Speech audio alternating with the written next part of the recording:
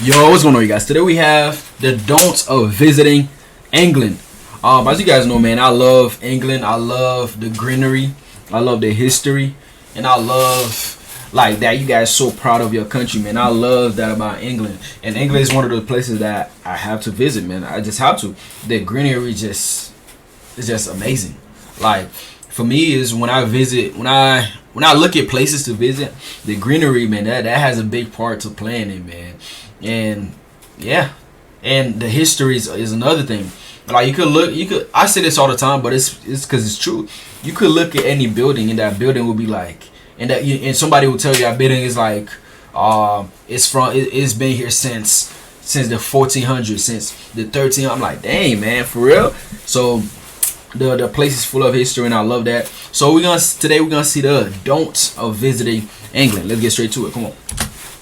There's Mark here with Walter's World, and today we are back in England for the things you don't want to do when you come to England. Now, the first don't I have for you is, don't worry if you don't understand the English. You may have spoken English, or you thought you spoke English, since birth. You may think you're a native speaker, but don't be surprised if sometimes you might not understand people here in England, because they do have various accents, but also some of the colloquialisms and sayings and phrases they do use here sometimes can throw you off, thinking, oh wait, is he trying to be mean to me, or is that a joke? I'm not sure. And the humor here can be very different, so don't worry if you don't understand the English. The second don't be scared of the food. Now, Don't expect to have a culinary masterpiece every day here, but don't be scared to try the food. Why would I be scared to try the food? Like, man, like the food I've seen, man, I'll be forgetting them though. The pasties, something like that. There's the, of course, fish and chips, and there's the, oh man, what's that food?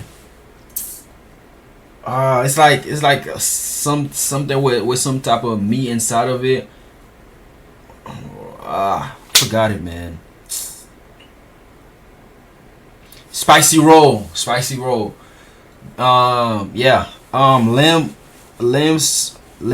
roll, something like that.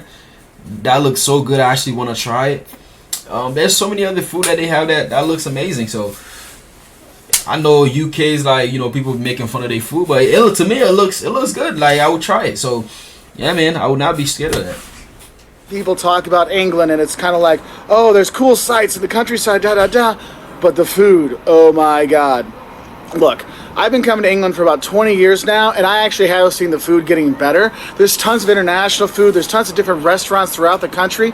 But the thing is, the traditional English food can be pretty fun. If you go to a pub and you have, your steak and kidney pie or your shepherd's pie, or you go for a Sunday roast. I mean, it's Sunday tomorrow, and I'm kind of excited to hit the pub to have a Sunday roast with Yorkshire pudding. You'll be surprised that you might actually like the food here. So don't be scared about the food, okay? It can work out just fine. Now, the third don't I have for you is, don't just stay in hotels. Okay. One of the quintessential parts of coming to England and driving around England and going through England is to stay in the B&Bs, the bed and breakfasts, because they have a whole network of B&Bs throughout the countries, in big city, in small towns, in villages out in the countryside, and it really is a quintessential part of visiting England, because what's cool is you're staying with a family, and they're going to talk to you, they're going to give you the tourist information, they're going to give you the stories, the history. You're in their home, and you see, wow, so this is how English people live, this is how things are, and it gives you this cool idea.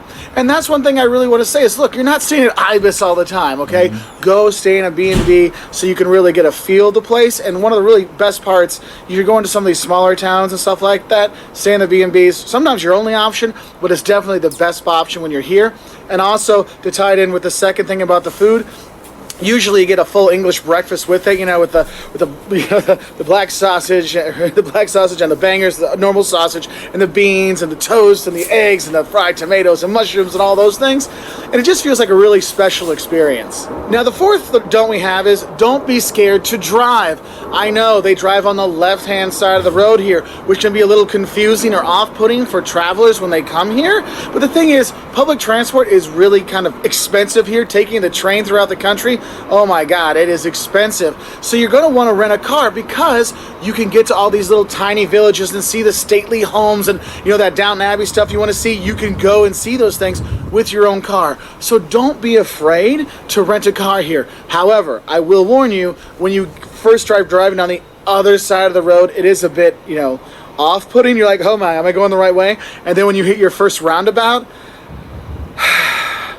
good luck, my friends. Good luck. But don't be scared to drive, because you want to drive throughout this country. And if you are going to be driving, I do recommend getting the GPS for you, because when you're driving the other side of the road, you're going to be so concentrated on that sometimes you'll miss the turnoffs and stuff. And with all the roundabouts and everything, GPS just a lot easier to deal with. I'll just tell you that one right now. Another thing that kind of deals with that other side of the road driving is, don't forget to look right when you cross the street. Look, they're driving on the left side of the road, so the cars come from the right, not the left. And I can't tell you, I've been in York, I've been here in London, I've been in Cambridge, Brighton, throughout most of the districts around this country, and tourists from everywhere in Europe and everywhere in the US, they come walking in and they look left, and the car is coming this way, and it's like, beep, beep, oh my God. And you have that almost death-defying or a death-inducing moment. So don't forget to look right when you cross the street. Remember, it's right, right, because the cars are coming from that way, because they drive on the left hand here, left-hand side. So please don't get killed, okay? So don't forget to look right. Now, the sixth don't we have for you is, don't think that London is England. London is a great city. Don't think that London is England. Look how beautiful this is, man. Look at this. Oh man, this is gorgeous. London is a great city. It's an international city, but it's not all what England is. It's like saying, I went to New York, so I saw America. No, it's not like that. Or I went to Berlin and I saw true Germany. No, Berlin, New York, London, they're very cosmopolitan cities with people from all over, and it's just such a cool melting pot that London isn't just England. There's so much more to see out there, so definitely get out and explore the countryside, because I'm serious, you go to York, you'll fall in love. You go to the beach by Brighton, or see the cliffs of Dover, or go to, go to Cheshire and all the kinds of cool places.